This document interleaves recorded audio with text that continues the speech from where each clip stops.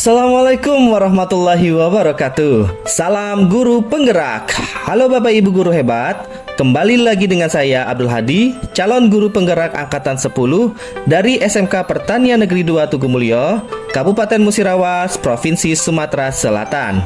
Pada video kali ini, saya akan memaparkan kesimpulan dan refleksi pemikiran Ki Hajar Dewantara pada modul 1.1 koneksi antar materi. Pada hakikatnya, pendidikan dan pengajaran tidaklah sama. Mengapa? Karena pengajaran adalah bagian dari pendidikan. Menurut Ki Hajar Dewantara, pengajaran adalah proses pendidikan dalam memberi ilmu untuk kecakapan hidup anak secara lahir dan batin.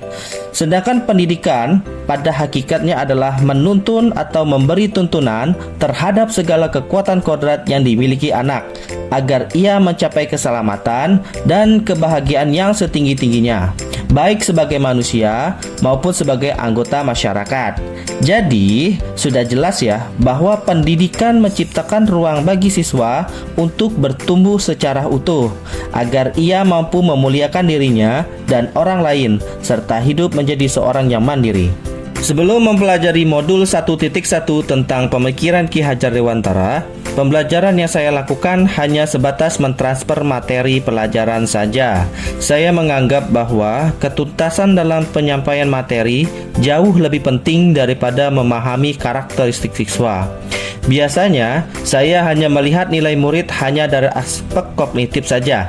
Misalnya, ketika mereka sudah mampu mengerjakan soal penugasan dan asesmen yang saya berikan dan sudah mendapatkan nilai di atas KKM yang telah saya tentukan, saya menganggap bahwa mereka sudah berhasil dalam proses pembelajaran. Selain itu, seringkali saya beranggapan bahwa siswa hanya sebagai objek pembelajaran, sehingga pembelajaran yang saya laksanakan hanya terpusat pada guru atau menggunakan metode teacher-centered learning, yang pada akhirnya sering membuat saya merasa lelah sendiri karena belum menggunakan metode mengajar yang bervariatif dan berpusat kepada siswa atau student-centered learning.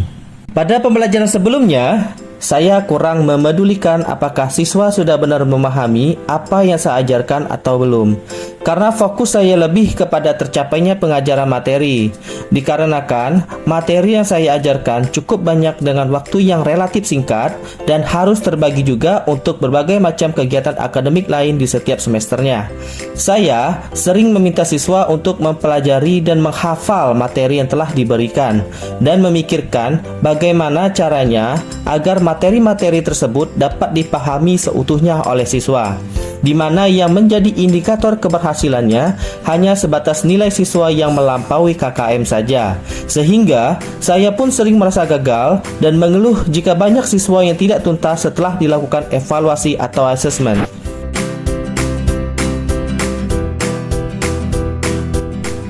Namun, setelah mempelajari modul 1.1 tentang pemikiran Ki Hajar Dewantara, saya menyadari bahwa apa yang saya pikirkan dan yang saya laksanakan selama ini kurang tepat.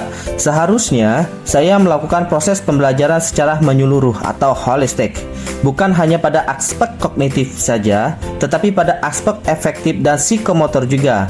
Latar belakang sosial dan budaya siswa bukan sebagai objek pembelajaran, melainkan sebagai subjek pembelajaran. Artinya, siswa harus berperan aktif dalam pembelajaran agar dapat mengkonstruksi pengalaman-pengalaman belajarnya, baik dalam domain kognitif, afektif maupun psikomotor. Juga memiliki kebebasan untuk berekspresi, mengemukakan pendapat, dan berkreasi sesuai dengan metode atau model pembelajaran dari media yang tepat. Peran guru seharusnya adalah sebagai fasilitator dalam pembelajaran. Guru pun harus ikhlas dan penuh kesabaran dengan segala ketulusan hati agar terwujud pembelajaran yang menyenangkan dan berpusat pada siswa. Selain itu, saya juga harus mempelajari karakteristik mereka karena setiap anak dilahirkan dengan kelebihan dan kekurangannya masing-masing. Jadi, saya harus menghargai setiap karakter siswa, berikan kesempatan yang sama untuk mereka tumbuh sesuai dengan kodratnya. Hal-hal yang yang dapat segera saya terapkan dalam pembelajaran di kelas antara lain merancang pembelajaran yang interaktif dan menyenangkan dengan melibatkan siswa sesuai dengan metode Student Centered Learning. Selanjutnya, saya akan menerapkan pembelajaran abad 21 yang sesuai dengan pemikiran Ki Hajar Dewantara yang berpikir kritis, kreatif, komunikatif, dan kolaboratif dengan berperan teguh pada konsep memerdekakan anak. Pembelajaran tidak lagi menuntut tapi menuntun, karena tugas guru adalah memberikan tuntunan atau arahan yang baik kepada siswa, berusaha menjadi teladan bagi murid baik dalam perkataan maupun perbuatan. Kemudian, saya juga harus mengenali karakter dan latar belakang siswa dengan menjalin komunikasi yang baik di antara mereka.